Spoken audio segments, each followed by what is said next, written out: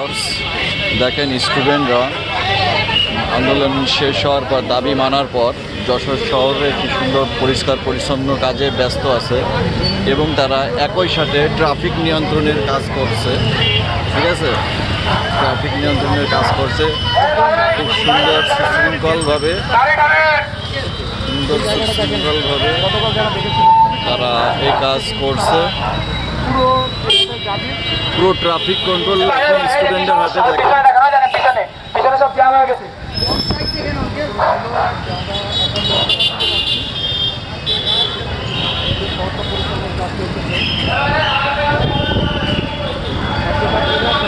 পুরো যশোর যেন ট্রাফিক মুক্ত, কোনো জ্যাম নেই, অথচ ট্রাফিক থাকাকালীন এই জ্যামের সম্মুখীন হতে হতো।